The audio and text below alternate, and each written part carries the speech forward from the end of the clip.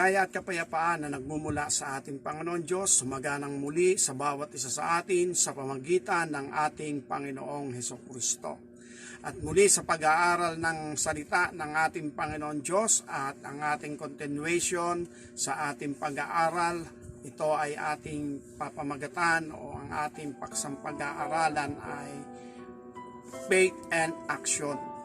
Ibig sabihin ay napakahalaga ng pananampalataya pero kinakailangan ay ang pagtalima din sa mga bagay na kalooban ng Diyos o sa salita ng ating Panginoon na ating sundin sa pamagitan ng pananampalataya.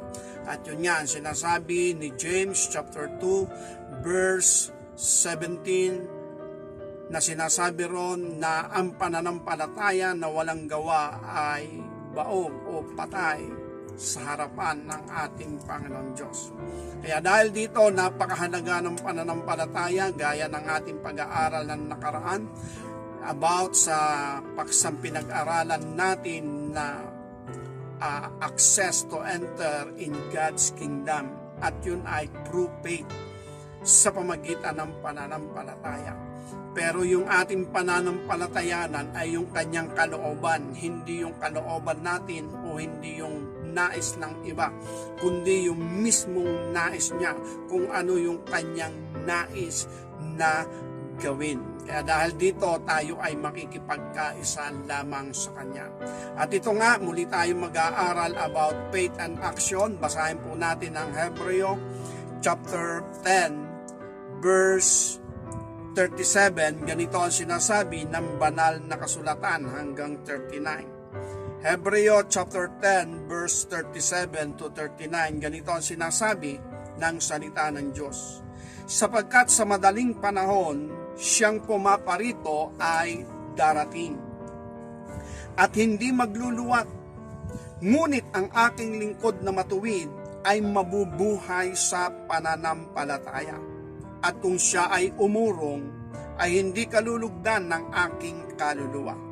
Ngunit tayo hindi doon sa mga nagsisibalik sa kapahamakan, kundi doon sa may pananampalataya, siya'y kaliligtas ng kaluluwa. Pagpalain ng Panginoon ang pagkabasa ng kanyang salita. At ito nga yung ating pag-aaralan about faith and action, o yung tinatawag nating action is to obey, to follow, o yung tinatawag na paghakbang talaga natin sa mga plano't layunin ng ating Panginoon Diyos. Kaya napakahalaga dito yung pananampalataya. At yung pananampalatayang pasulong, hindi paurong. Nang ibig sabihin pananampalataya na kapag sinampalatayanan natin ay lalong lumalaki yung ating matibay na pananalig sa ating Panginoong Diyos. Kaya napakahalaga ng usapin ng pananampalataya. At sa English, ang sabi nga rito sa banal na kasulatan sa verse 38, Now the just shall live by faith. Nang ibig sabihin, ang matuwid ay mabubuhay sa pananampalataya. But if any man draw back, my soul shall have no pleasure in him. Kaya napakahalaga yung pananalig natin, pananampalataya natin ay yung nagpapatuloy sa pagsulong sapagkat ang matuwid daw ay mabubuhay sa pananampalataya. Kagaya ng ating sinasabi, the truth is a series of truth. Na ibig sabihin, hindi hindi ibig sabihin nakita natin at napatunayan na natin sa pamagitan ng ating pananampalataya ang isang bagay o isang pangyayari ay magtatapos na tayo doon. Hindi, nagpapatuloy pa rin ito. Kagaya rin ito ni Pedro, yung ang ating paksang pinag-aralan na si Pedro ay sinabihan ng ating Panginoon sa Lucas chapter 5 verse 5 na ihulog niya yung kanyang lambat dun sa laot upang mamalakaya. At dahil dito tumalima itong si Pedro. At ang sabi ron nga, nakahuli siya ng maraming isda. Then ibig sabihin, hindi doon nagtatapos. Kagaya nga ng ating sinabi, nang sila'y sinisilip doon sa pagbabayad ng kalahating siklo, ay sinabihan uli siya ng ating Panginoong Hesus na pumunta uli doon sa laot.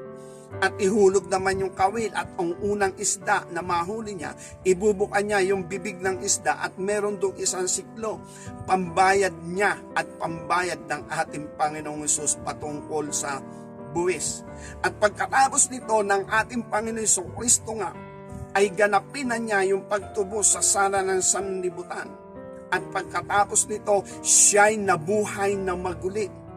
At noong mga panahong yaon, si Pedro ay nagsabi na siya'y mamamalakaya. At ang sabi rin naman ng mga alagad, sama kami. Kaya dahil doon, isinama ni Pedro ang kanyang mga alagad o ang kanyang mga kapwa alagad. At dahil dito, sila'y namalakaya. At doon nangyari na naman ang isang pangyayari na sa buong magdamag uling yaon ay wala na naman silang nahuli. Hindi na naman sila nakahuli. Kaya dahil doon ay nakita uli nila ang kapangyarihan ng ating Panginoong Hesukristo, na kung saan ay nagsabi uli kay Pedro nang hindi niya nalalaman na sinabi, mayroon pa kayong huli? Sabi ni Pedro, wala. Kasi magsisikat na yung araw. Wala silang nahuli na naman sa buong magdamag. At ito ay ating matutunghayan sa aklat ng Juan chapter 21. Ganito ang sinasabi sa verse 1. Pagkatapos ng mga bagay na ito, ay napakitang muli si Jesus sa mga alagad sa tabi ng dagat sa Tiberias, at siya'y napakita sa ganitong paraan. Sama-sama nga si Simon Pedro at si Tomas na tinatawag na Didimo, si Nathaniel na takkanan ng Galilea, at ang mga anak ni Zebedeo at dalawa pa sa kanyang mga alagad. Sinabi sa kanila ni Simon Pedro, mangingisda ako, at sinabi nila sa kanya, kami man magsisisama sa iyo, at sila'y nagsiyaon. At nagsilulan sa daong, at ng gabing yaon ay wala silang nahuling anuman. Ngunit nang magbubukan liwayway na, si Jesus ay tumayo sa baybayin, gayon may hindi napapag-alaman ng mga alagad na yaon ay si Jesus. At sa kanila sinabi ni Jesus, mga anak, meron ba kayong anumang makakain? Nagsisagot sila sa kanila, wala. At kanya sinabi sa kanila, ihulog nyo ang lambat sa dakong kanan ng daong, at makakasumpong kayo. At inihulog nga nila. At hindi na nila mahila dahil sa karamihan ng mga isda. Yung alagad nga na iniibig ni Jesus, ay nagsabi kay Pedro, ang Panginoon nga. Kaya pagkarinig nga ni Simon Pedro na yaoy ang Panginoon, ay nagbigkis siya ng kanyang tonika. Kaya dahil dito, ito ulit sinasabi natin na hindi ibig sabihin napatunayan ni Pedro sa pamagitan ng kanyang pananampalataya na sumunod siya kahit imposible. Pero sumunod siya at napatunayan niya totoo. Kaya ito rin, hindi ibig sabihin nagtapos na ron. May mga pangyayaring uulitin uli sa kanya yun ng ating Panginoon. At yun nga, nang kailangan nila antig kalahating siklo, sinabihan uli sila ng ating Panginoon pumaroon sa laot. At siya'y sumunod at muling tumalima. At kung iisipin natin, hindi naman imposible na sa pamagitan ng pangangawil ng isda ay makahuli siya, sapagkat yung kawil ay pwede mong ihulog hanggang doon sa kalalim-laliman. At maaari ka nga makahuli ng isda ron. Pero ang imposible nun ay yung magkaroon ng isang siklo doon sa bibig ng isda, doon sa unang isda na kanyang mahuhuli. Yun ang imposible doon. Kaya ibig sabihin, kailangan nila ang isang siklo. No? Pero hindi siya pumunta sa pamilihang bayan, hindi sa palengke, kundi pinapunta siya sa laot, at yung isdang unang mahuhuli niya, sa bibig daw doon, merong isang siklo. At yun na naman ang isang imposible, pero si Pedro ay tumalima, sumunod. At yun yung tinatawag na faith and action. Sumasampalataya sa ating Jesucristo, gaya ng pagsampalataya niya nung una na sinabi niya, Guro, sa buong magdamag nagpagal kami, pero wala kaming nahuli. Pero dahil sa iyong salita, yun yung sinampalatayanan ni Apostol Pedro. At ito rin, paano magkakaroon ng isda o paano magkakaroon ng isang siklo sa bibig ng isda? Maaring sabihin natin, maaring meron doon sa bibig ng isda, maliliit na isda, na maaring kinain ng isda. Pero yung isang siklo, hindi yung lulunukin ng isda. Kaya dahil dito, yun ay imposible. Pero yung faith and action, yung natural nga, yung kalikasan, yung natural o sabihin nga natin normal na pangunawa, regular na thinking ng tao. Hindi talaga kakainin ng isda yung isang siklo. At paano siya makakakuha ng isang siklo doon sa isda? Pero imposible man yon. Dahil nanampalataya siya, yung sinabi ng ating Panginoong Hesus mangyayari, magaganap. At yun yung pinananaligan niya. At dahil doon, sumampalataya nga siya. Pumaroon siya at nakahuli nga siya, tama, nang ibukan niya ang bibig, meron nga isang siklo. At yun na naman yung tinatawag na kaganapan ng pananampalataya. Then, eto ngayon, na ang ating Panginoong Kristo ay nagbangon muli sa mga patay. Nang huli-uli ng isda si Pedro, kasama niya yung mga alagad niya. At ang sabi ron, sa magdamag na yon, wala na naman silang nahuli at magbubukang liwayway na. Ibig sabihin, lumiliwanag na.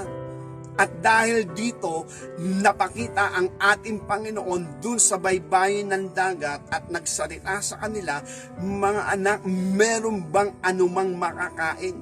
Ang sabi nila lang, wala, kasi wala ngang huli. Kaya anong sabi nung tao na hindi nila nakikilala na yun pala'y ang ating Panginoon Kristo? Ang sabi ng ating Panginoon, ihulog nyo ang inyong lambat sa dakong kanan. Kaya ibig sabihin, detalyado, hindi pwedeng sa kaliwa.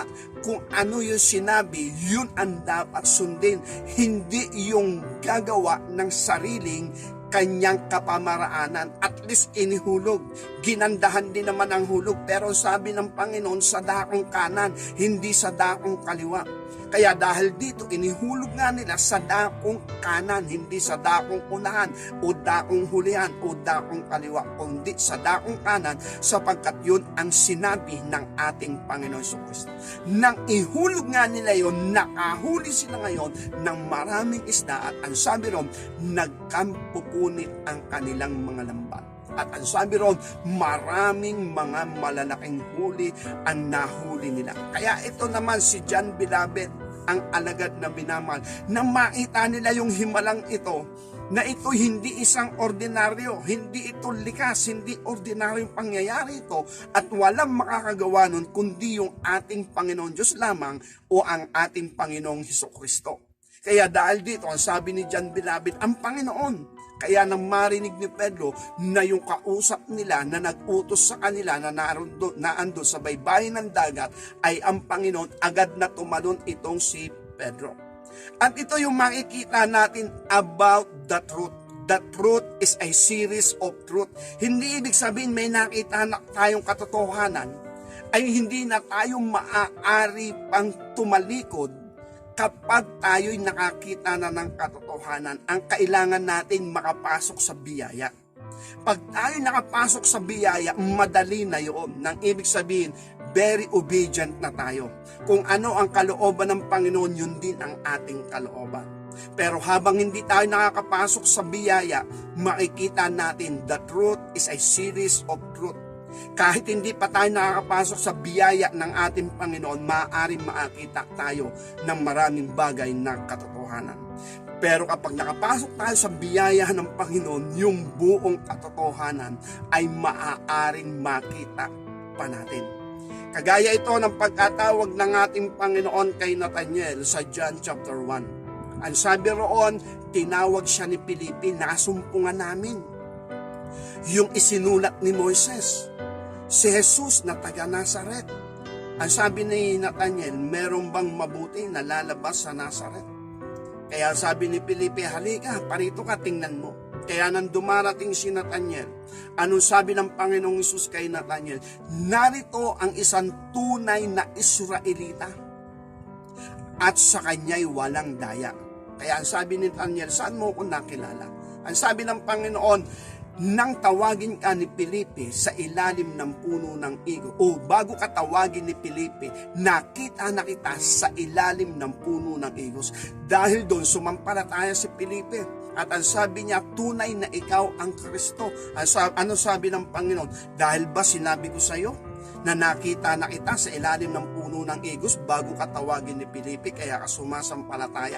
Dahil dito makikita mo na ang mga anghel ay mag-aakyat manaog mula doon sa langit, o ang langit ay bukas at ang mga anghel ay mag-aakyat manaog sa harapan ng anak ng tao. Ano nga ba ating basahin?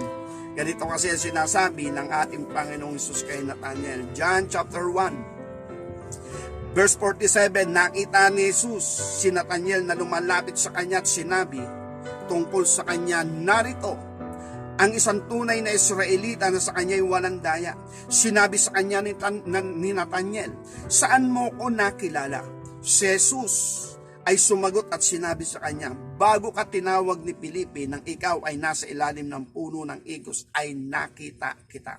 Sumagot si Nathanael sa kanya at sinabi sa kanya, Rabi, ikaw ang anak ng Diyos, ikaw ang hari ng Israel. Si Jesus ay sumagot at sinabi sa kanya, dahil baga sinabi ko sa iyo, kita'y nakita sa ilalim ng puno ng igos, kaya ka sumasampalataya, makikita mo ang mga bagay na lalong dakila kaysa rito. At sinabi sa kanya, katotohanan sinasabi ko sa iyo, makikita niyong bukas ang langit at ang mga anghel ng Diyos ay magmamanikmanaog sa ulunan ng anak ng tao.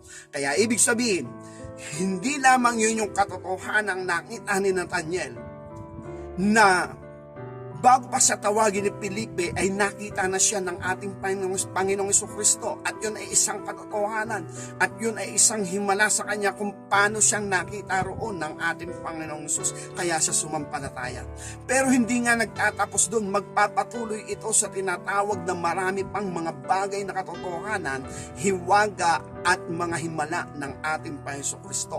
At yun nga ang sinasabi natin sa ating pag-aaral, the truth is a series of truth. Kaya yung pananampalataya natin, lagi yang nakahanda na kung ano man ang kalooban ng ating Panginoon Diyos, always yung faith natin ay nakahanda rin naman tumalima, sumunod at umayon sa nais ng ating Panginoon Diyos, ng ating Panginoong Jesucristo. Kaya dahil dito, faith and action, hari naway maunawaan natin, may kasama yang pananampalataya o paggawa. Naisabit, ang pananampalataya may kasamang paggawa, at dun nagaganap yung tinatawag na kaganapan ng mga salita ng ating Panginoon Diyos. Okay, kaya dahil dito, yung pananampalatayang ito, paano tayo makakapasok sa biyaya ng Diyos? Paano yung plano't layunin ng ating Panginoon? At ito'y sa pamagitan ng pananampalataya sa dugo ng tipan. Kinakailangang maging kabahagi tayo ng tinatawag na pagkakaisa, pakikipagkaisa sa dugo ng tipan, o ang tinatawag na bagong tipan. Merong lumang tipan. Yun ay tipanan ng ating Panginoon Diyos sa kanyang bayan, sa bayan ng Israel. Ganito ang sinasabi sa aklat ng Hebreo chapter 9. Ganito ang sinasabi ni Apostol Pablo kung paano itinatag ang batas ng kautusan sa lumang tipan. Hebreo chapter 9 verse 18. Kaya ang unang tipan ay hindi itinalaga ng walang dugo, sapagkat nasalitain ni Moises ang bawat utos sa buong bayan ayon sa kautusan, ay kumuha siya ng dugo ng mga bulong baka at ng mga kambing na may tubig at balahibong mapula ng tupa, at isupo at winisikan ang aklat at gayon din ang buong bayan, na sinasabi, ito ang dugo ng tipan na iniuutos ng Diyos tungkol sa inyo. Kaya ibig sabihin, ang lumang tipan, ang tipan ng kautusan ng Diyos sa bayan at sa Diyos, ito'y itinatag sa pamagitan ng dugo At darito, ang nakikipag-ugnayan dito ay si Moises. Iniuutos ng ating Panginoon Diyos kay Moises, isinasalita naman ni Moises sa bayan. At kung ano ang iutos ng ating Panginoon Diyos kay Moises, yun ang ginagawa niya sa bayan. At kung ano ang tugon ng bayan, muling sasagot ang ating Panginoon Diyos sa mga bagay na dapat gawin ni Moises. At ito nga yung makikita natin sa aklat ng Exodus chapter 24, verse 7 to 8. Exodus chapter 24. Ganito ang sinasabi ng banal na kasulatan. Nasa na yun? Exodus chapter 20, Exodus chapter 24 verse 7 o verse 6. Ganito ang sinasabi. At kinuha ni Moises ang kalahati ng dugo at inilagay sa mga tasa, at ang kalahati ng dugo ay iminisik sa ibabaw ng dambana. At kanyang kinuha ang aklat ng tipan at binasa sa pakinig ng bayan. At kanilang sinabi, lahat ng sinalita ng Panginoon ay aming gagawin at kami ay magmamasunurin. At kinuha ni Moises ang dugo at iwinisik sa bayan at sinabi, narito ang dugo ng tipan na ipinakikipagkatipan ng Panginoon sa inyo tungkol sa lahat ng salitang ito. Ganon natatag ang kautusan o ang tinatawag na lumang tipan o ang tipan ng kautusan. Nang ibig sabihin, kagaya ng ating sinasabi, sa usapan kasi ng tipanan, dapat ay parehong nagkakasundo. Kaya ang sabi ng Panginoon Diyos kay Moises, basahin mo ang aklat ng kasulatan o ang aklat ng kautusan sa pakinig ng bayan. At ganoon nga ang ginawa ni Moises, binasa nga niya ang aklat ng kasulatan o ang aklat ng kautusan. At nang marinig ng bayan, ay tumugon ang bayan na sinabing, magmamasunurin kami diyan. Aming gagawin yan, aming isasabuhay yan, kami ay magiging masunurin diyan. Ibig sabihin, ito ang nais ng ating Panginoon Diyos, ito ang aking kautusan na inyong gagawin. At nang marinig ito ng bayan sa pamagitan ng pagbasa ni Moises sa aklat ng kautusan, ang bayan naman ay tumugon at sinabi nila, aming gagawin. Kami ay magmamasunurin dyan. Ibig sabihin, amin niyang tinatanggap sa aming buhay, na yung iyong kautusan ay aming isasagawa. Kaya dahil dito, nang tumugon ang bayan at sila'y nakikipagkaisa sa kasunduang pagsunod sa kautusan ng ating Panginoon Diyos, kinuha ni Moises yung dugo ng bulumbaka. At ang sabi ron ay iwinisik sa bayan at iwinisik din sa aklat bilang pagtitibay na sila ay nagkakasundo sa tipanang ito. At ang kasunduan nga sa tipanang ito ay nangangahulugan din ng tinatawag na buhay at kamatayan. Nangangahulugan din ng pagpapala at ng sumpa. Kaya dahil dito, ito yung ating makikita. Ang lumang tipan ay itinatag sa pamagitan ni Moises, at ito ay may namamagitang dugo bilang pagtitibay. Ngayon, dumating naman ang bagong tipan. Ang bagong tipan naman na ito ay may kalakip ding dugo. Ito'y isa ring tipanan. At napakahalaga na maunawaan din natin ang tipanang ito. Kaya lang walang babasahin sa ating aklat ng kautusan. At ang babasahin lang natin ay kung ano yung kalooban ng ating Panginoong Jesucristo. At kaya dahil dito, mahalaga na maunawaan natin ng pagpasok natin sa bagong tipan, ito'y kasunduan pa rin. At kung ito ay usapin ng katubusan, maliwanag lamang na dapat tayong lumabas sa kasalanan at makalabas sa kasalanan. Kaya lang kapag hindi maganda yung pakikipag-usap natin at pakikipagkasundo natin sa ating Panginoon, o hindi kumpleto yung ating pinananaligan at pinananampalatayanan, maaaring ang akala ng tao, ang akala natin ay naipagkasundo na tayo sa Diyos.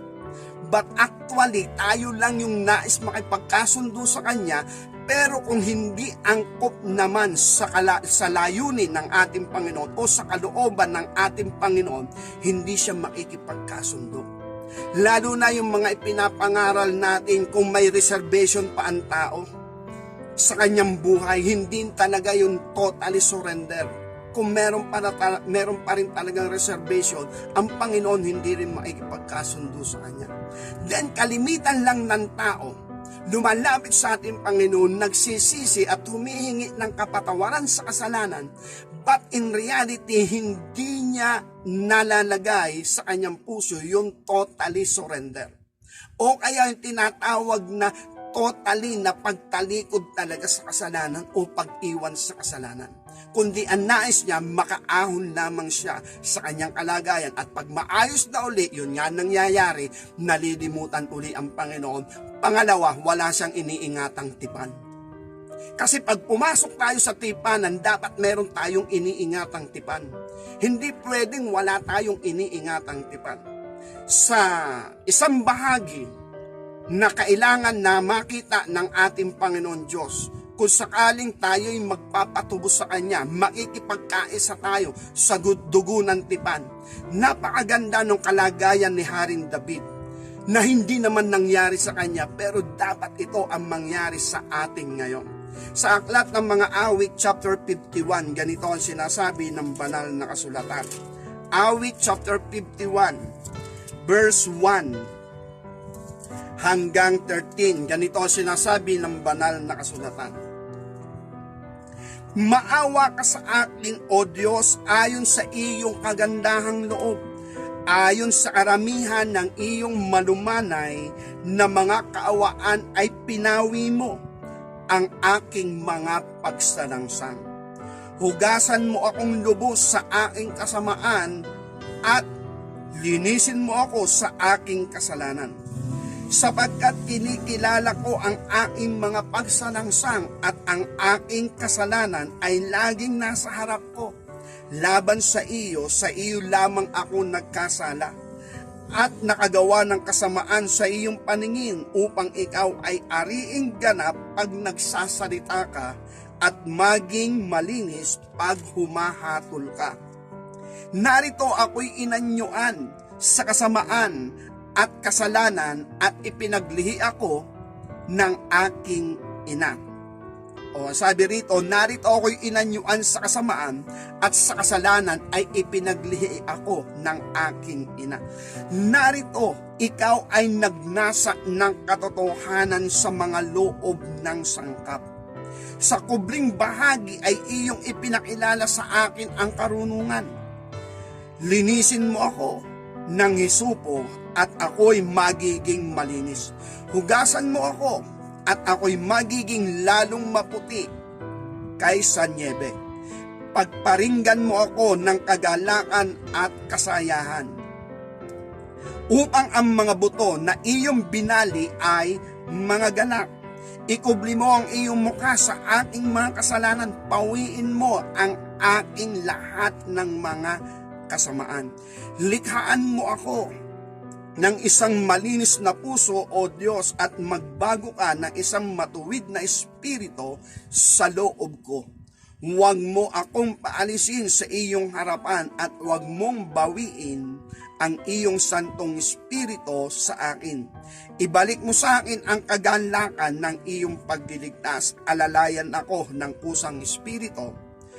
Kung magkagayon, ituturo ko sa mga mananalangsang ang iyong mga lakad at ang mga makasalanan ay mga hihikayat sa iyo. Kung titingnan natin sa usapin ng pakikipagkasundo sa bagong tipan o sa dugo ng tipan, ang kalugod-lugod na pananampalatayang lalapit sa ating Panginoon Diyos, itong kalagayan ni Haring David. Yung laman ng kanyang puso, yung laman ng kanyang isipan, yung kanyang kalagayan sa harapan ng ating Panginoon Diyos, kung sakaling ang isang tao ay lalapit at upang makapasok sa bagong tipan, sa dugo ng tipan, at makapasok na sa biyaya. ang kalugod-lugod at katanggap-tanggap sa paningin at sa harapan ng Diyos at alagang tatrabahuhin at i-work out ng ating Panginoon. Itong kalagayan ni Haring David. Pansinin natin dito sa ating mga binasa, si Haring David ay hindi humihingi ng tawad. Patawarin mo ko, Panginoon, sa aking mga kasalanan. Wala siyang sinasabing ganon. Bagamat yung kapatawaran ay inaasahan niya. At ang hinihingi niya ay total deliverance. Ang kailangan niya ay total na pagbabago. Kasi yung kasalanan, pag pinagsisihan mo, maaaring bukas makalawa, magsisisi ka uli. O yung mga kasalanan, pinagsisihan mo, maaaring isang linggo, pagsisisihan mo uli yan. Sa susunod na, pagsisisihan mo uli yan. Pero ang hinihingi ni Haring David ay totally yung tinatawag na deliverance mula doon sa kapangyarihan ng kasalanan. At sinasabi niya, sa tiyan pa lang ng aking ina, ipinaglihin na ako sa kasalanan, eto talaga ako. At ang kailangan niya ay yung malinis na puso. Create in me a clean heart, O God. Dahil ito nga ang sinasabi ni Propeta Jeremiah chapter 17 verse 8 to 9. Ang puso ng tao ay tunay na masama. Sino ang nakakaalam? Nang ibig sabihin, ang puso ng tao ay mandaraya at masama. Sino ang nakakaalam? At alam din yun ni Haring David, at ang kailangan ni Haring David ay total deliverance. Kaya dito, kung ating titingnan, ang nais niya sa ating Panginoon Diyos, hugasan siya, linisan siya, yung kanyang katauhan, yung kanyang loob, gawin ng ating Panginoon Diyos na maging malinis at maging bago. Kaya kung titingnan natin itong si Haring David, hindi na natin alam kung ano yung naging kalagayan niya. Bakit niya sinabi ito? Bagamat alam din natin na si Haring David ay bumagsak nga kay Bathsheba at maging sa asawa ni Bathsheba at nagkasala siya sa mga bagay na yaon. Pero sa pagkakataong ito, ang sinasabi ngayon ni Haring David, ang nais niya total deliverance.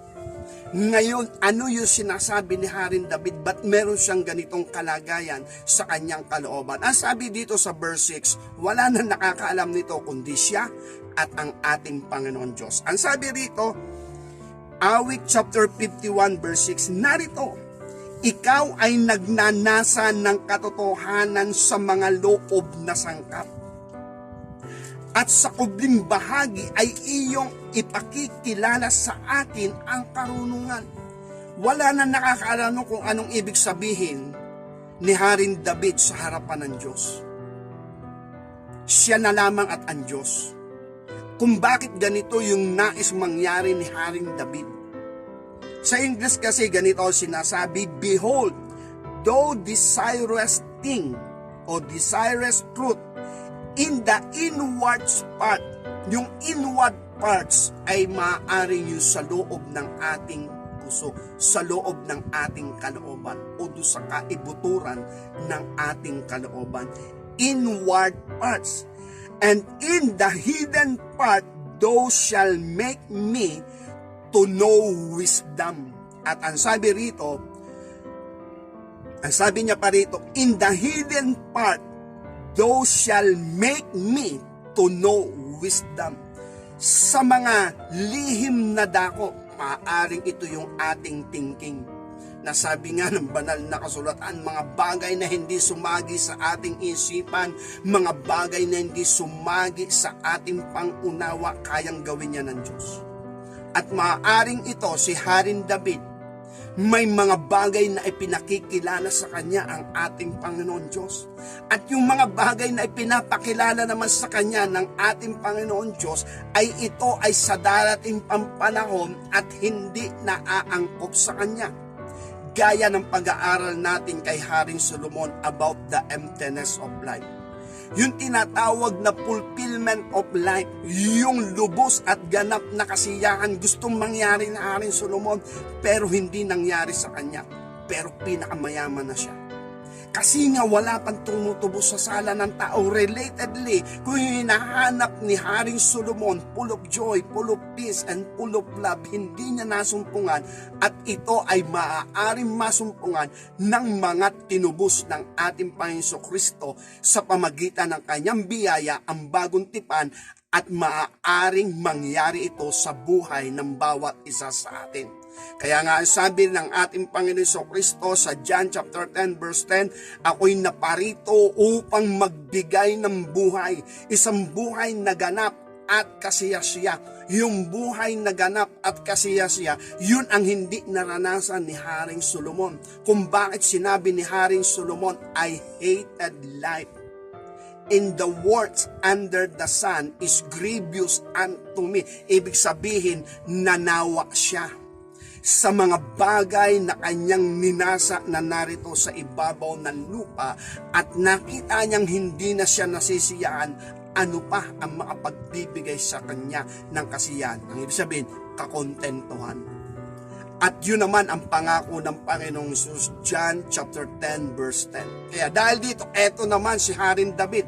Iba naman yung kalagayan ni Haring David. Binanggit niya na ang ating Panginoon ay nagnanasa ng mga bagay doon sa kalooban. Meron siyang nais. Ipinakikilala niya ito sa pamagitan ng karunungan kay Haring David. Kaya dito sa mga binasa o sinalita, isinulat ni Haring David, hindi natin makikita sinabing, patawarin mo ako. Kundi nakita na rin dito, inaalis mo yung aking pagsalangsang, alisin yung kanyang pagsalangsang. Kasi nga ganun eh. Para din lang yan yung sinasabi natin na kaysa magbigay tayo ng isda sa ating kapwa, habang binibigyan natin siya ng isda, tinuturuan din nating mangisda.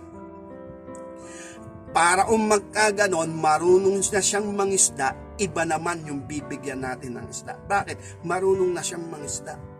Ibig sabihin, hindi siya mananatili doon sa tumatanggap sa kanyang kapwa, kundi siya ay tumatanggap naman mula sa ating Panginoon Diyos sa pamagitan ng biyaya na may kalakip na gawa. Kaya ibig sabihin, yung mga ginagawang pagsisisi ng tao, alam na yun ni David. Magsisisi ang tao, pagkatapos gagawin uli niya, magsisisi na lamang uli, at ito yung nakikita rin ni Haring David, at alam niya rin sa kanyang sarili yon, at hindi siya humihingi ng tawad sa kanyang mga kasalanan. Dahil kung tawad lang ang hihingin niya sa kanyang mga kasalanan, maaaring yung mga kasalanang inihingi niya ng tawad ay muli niyang gagawin. Kaya ngayon, ang hinihingi ni Haring David ay total deliverance, ganap talagang kalayaan, as in, ganap na kalayaan. Kaya sabi, create in me a clean heart, O God. Kaya ibig sabihin, kung malinis na puso, paano kang papasok sa mga bagay na ligo kung malinis ang iyong puso?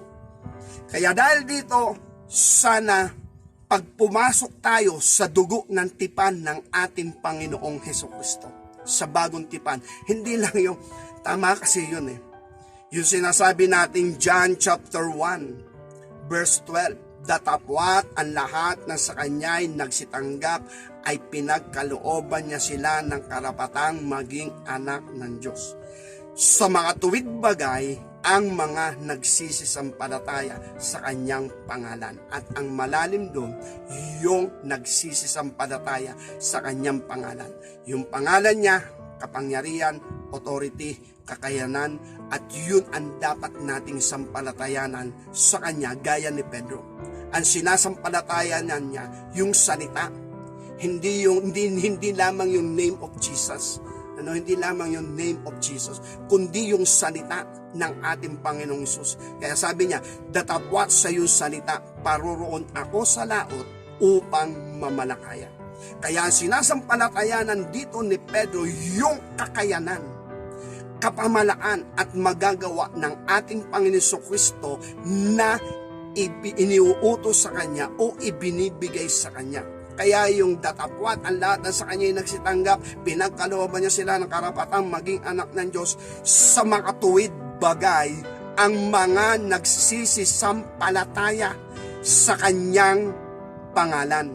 Kaya dahil dito, hindi lamang basta accept, Sa totoo lang, kung nung una, nung mga panahong yon, sabihin natin 1986, 1987, ilang beses ko nang tinanggap ang Panginoon Kristo. Pero shoot pa rin sa balde, narehab pa din ako. Bakit tinatanggap ko ang ating Panginoon Kristo pero wala naman akong tinatakwil sa aking buhay? Hindi ko alam ang tipanan at wala kaming kasunduan ng Panginoon. Ang mahalaga, tinanggap ko siya. Kasi sinabi sa akin ng mga alagad o worker ng simbahan, tanggapin ko si Kristo. Tinatanggap ko naman siya, pero wala kaming kasunduan. Kaya dahil dito, yung accept, totoo yun, accept. Pero hindi namang accept, wag nating pababawin na accept lang, kundi nananampalataya sa kanyang pangalan, at yun ang malalim. Mabuti na yung malalim kaysa mababaw, kasi pag mababaw, mababaw din ang ating kalagayan, at baka hindi tayo makaabot sa kaluwalhatian ng Diyos. Kaya yan yung bukang bibig ng marami.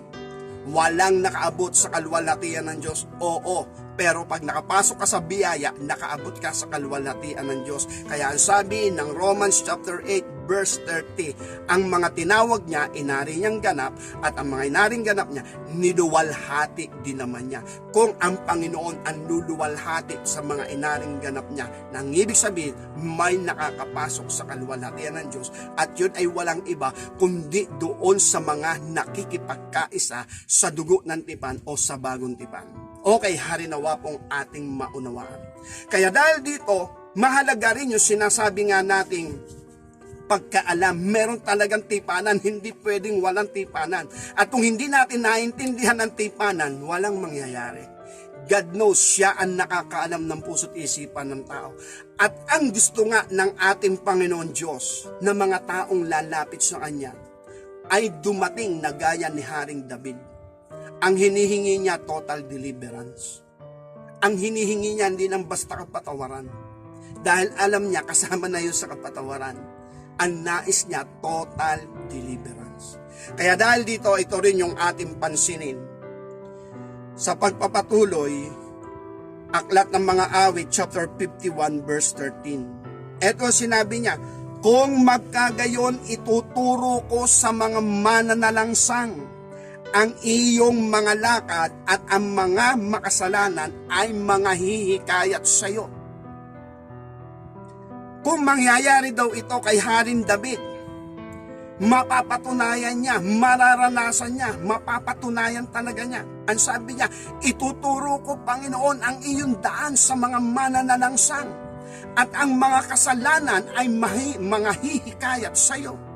Sa English po, maganda rin yung pagkasabi dito.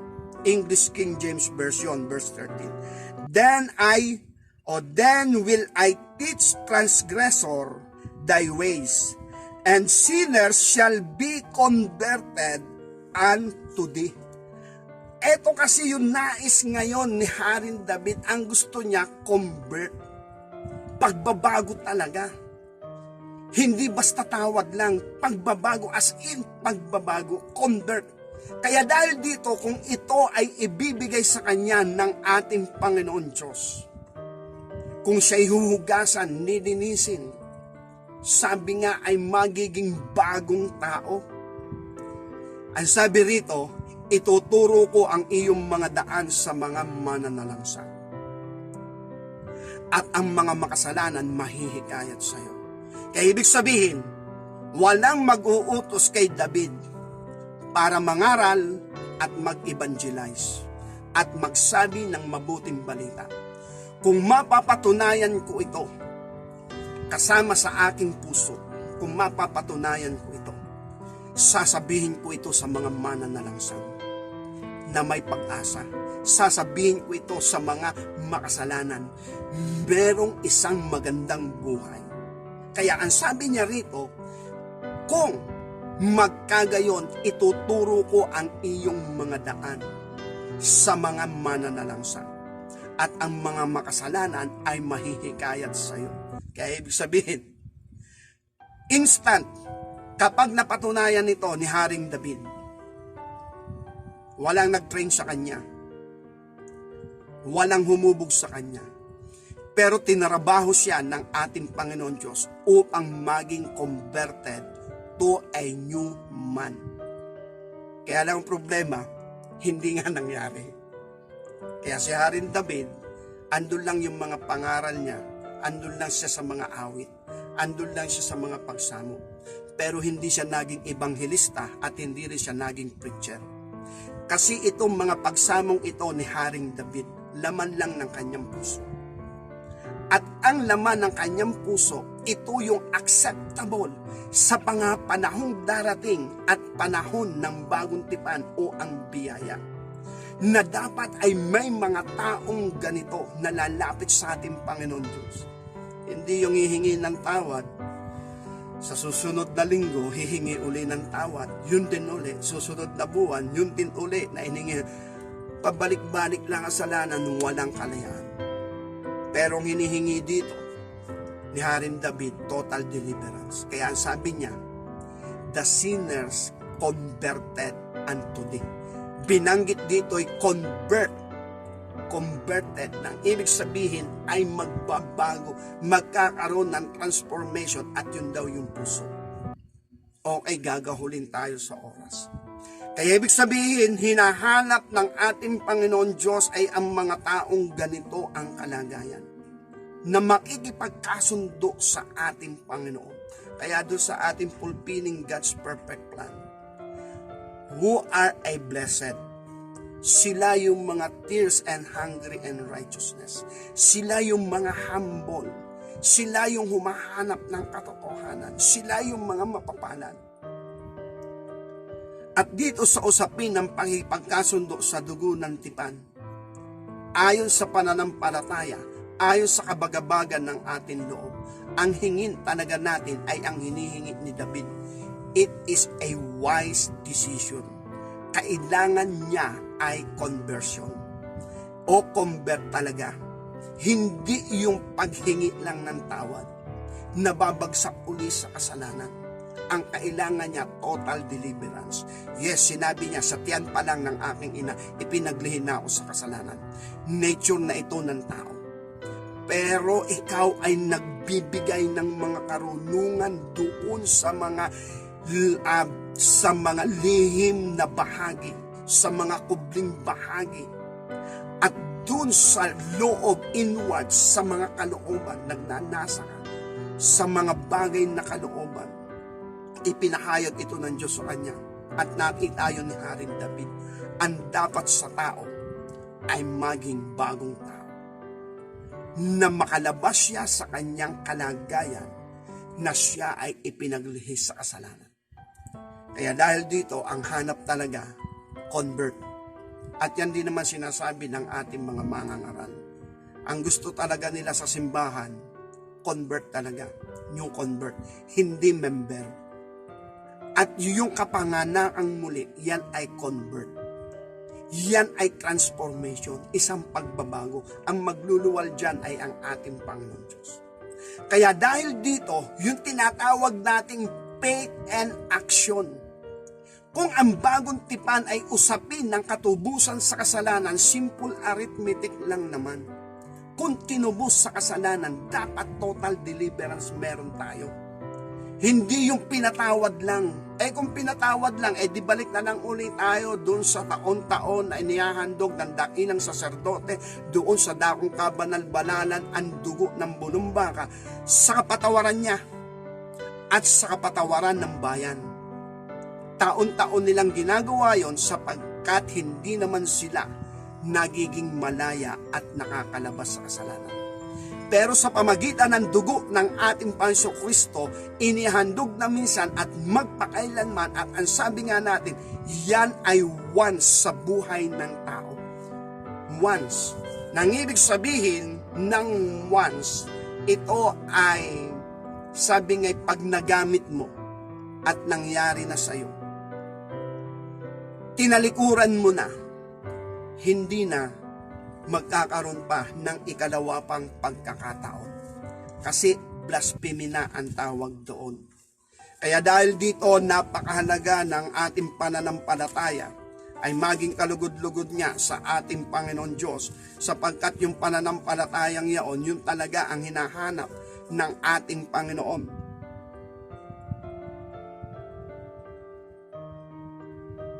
At yung pananampalatayang yon, nais ng ating Panginoon Diyos na kung sa atin maging ganap sa panahon natin ngayon. Wala na tayo sa lumang tipan. Wala na tayo sa kautusan. Gaya ng pag-aaral nga natin ng nakaraan, mas higit ang dalang biyaya ng ating Panginoon kaysa sa kautusan. Kaya ngayon, itong hinihingi ni Haring David, kung mangyari sa kanya, kailangan pa ba niya yung kautusan? Natural, hindi.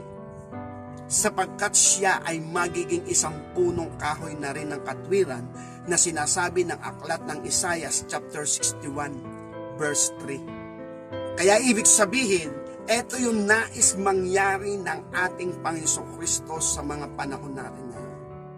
Ang bagong tipan. At hindi pa rin natin inaalis ang trabaho ng Panginoon. Ang Ezekiel chapter 36 verse 25. Nga ba? Kasi nga tayo nga nagiging malilimutin. Pag natanda daw yata ay malilimutin. Sabi rito, Ezekiel chapter 36 verse 25 to 27, siya yung gagawa. Hindi tayo yung gagawa nun. Kaya yung hinihingi ni David, hindi siya ang gagawa nun. Kaya nga hinihingi niya ay sa ating Panginoon Diyos. Kaya lang wala sa panahon. Napaagap yung paghingi ni Haring David. Gaya ni Haring Solomon. Napaaga yung paghingi ni Haring Solomon. Hindi pa panahon ng pagbibigay. Kasi nga, wala pang tumutubos sa kasalanan. At ito nga, kung may tumubos na sa kasalanan, ay napakahiwaga talaga ng salita ng ating Panginoon Diyos. Si David, siya na talaga yung mga pangunahing bunga ng ating Panginoon. Okay, ang sabi rito, Ezekiel 36 verse 25, ako'y magwiwisik ng malinis na tubig. Ako'y magliwisik ng malinis na tubig sa inyo at kayo'y magiging malinis sa buo inyong karumihan at sa lahat ninyong mga Diyos-Diyosan. Lilinisin ko kayo. Bibigyan ko rin naman kayo ng bagong puso at alagyan ko ang loob nyo ng bagong diwa at aking aalisin ang batong puso sa inyong katawan at aking bibigyan kayo ng pusong laman. Aking ilalagay ang aking espiritu sa loob nyo at palalakarin ko kayo sa aking mga kahatulan at palalakarin ko kayo ng ayon sa aking mga palatuntunan at inyong iingatan ang aking mga kahatulan at isasagawa. Kaya ito yung lagi natin sinasabi, ito yung bagong tipan. Kung si Haring David ay lalapit sa ating Panginoon Diyos na may nakahain ng biyaya na gaya ng ating panahon ngayon, na tayo natubos na nga ng Panginoon Jesus. Yung pagsamo ni Haring David, yun ang katanggap-tanggap na pakikipagkatipan sa dugo ng tipan. Acceptable talaga. At hindi siya bibiguin ng ating Panginoon dahil ang hinihingi niya ay yung kaganapan ng katubusang ibinigay ng ating Panginoon Kristo. Kaya lang, sabi nga sa mga panahon natin ngayon, ang akala ng marami sa banal na kasulatan ay impossible. No, hindi yun imposible kung may pananampalataya. At tamang pananampalataya. Kaya bilang panghuli, napahaba na tayo. Ang sabi nga sa aklat ng Roma, paano silang sasampalataya kung walang nangangaral? Eh di kung ano lang pinapangaral ng tao, yun lang ang sinasampalataya na ng tao. God is love all the time. O God is good all the time. And all the time, God is good. Na kahit tayo'y nagkakasala, kahit tayo hindi karapat-dapat, kahit tayo'y marumi, mahal pa rin tayo ng Diyos. Hindi niya pa rin tayo iniiwanan. Yun ang gustong-gusto ng mga tao. Kaya paano hingi sila ng total deliverance? Eh, accept naman pala ng ating Panginoon. Kahit marumi, kahit makasalanan, eh, kalugod-lugod pa rin sa Diyos. Hindi pa rin pinababayaan ng ating Panginoon Diyos. No? Kaya dahil dito, napakahalaga yung sinasabi na ano yung ating napapakinggan. Kasi ang pananampalataya nagmumula sa pakikinig. Okay, Romans chapter 10, ganito ang sinasabi ng banal na kasulatan.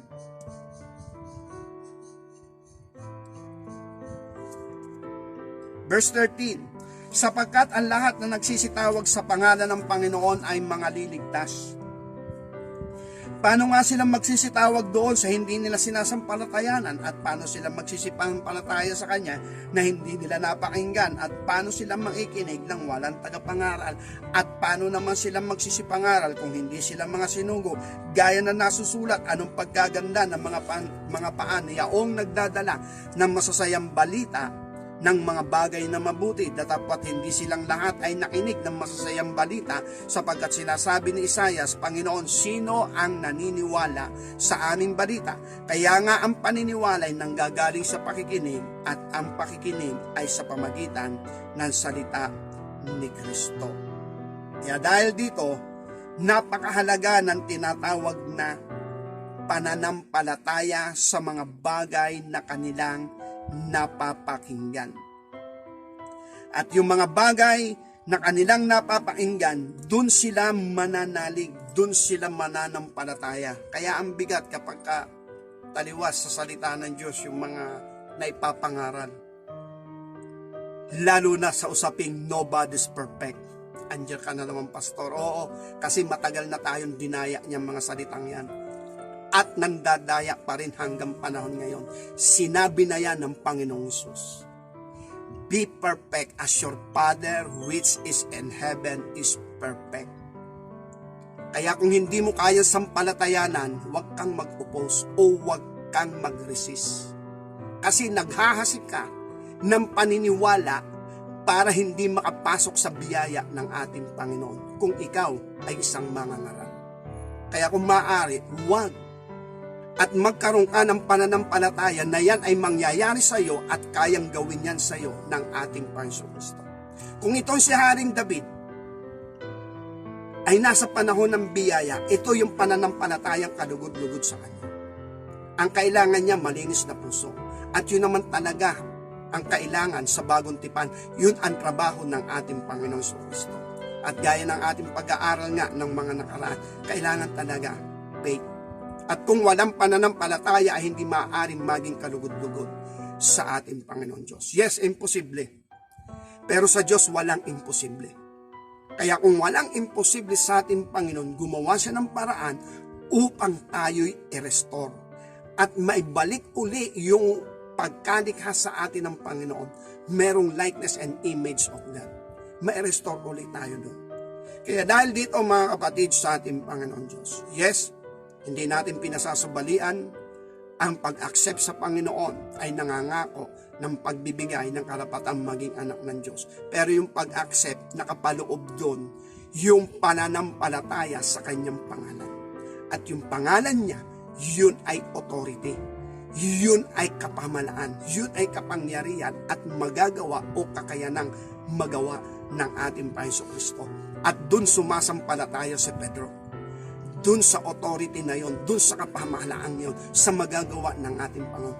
At ito rin yung pananampalataya natin sa bagong tipan. Harinawa, mga kapatid, sa ating Panginoon, kaibigan, sa mandako tayo naroroon. Harinawa, ang mensaheng ito ay magbukas ng ating Panginoon. Bago dumating ang ating Panginoon, ibubuhos niya ang kanyang espiritu sa lahat ng laman. At yun ay walang iba kundi ang katotohanan. At ang katotohanan ang magpapalaya sa atin. And the truth is a series of truth. Kaya mga kapatid sa ating Panginoon, pansamantala, eto muna ang ating mensahe. Ang tinatawag na faith and action. At yung faith natin dapat kagaya ni David sa panahon natin ngayon, sapagkat ito ay hindi ibinigay sa kanya ng Panginoon dahil nauna yung paghingi ni Haring David.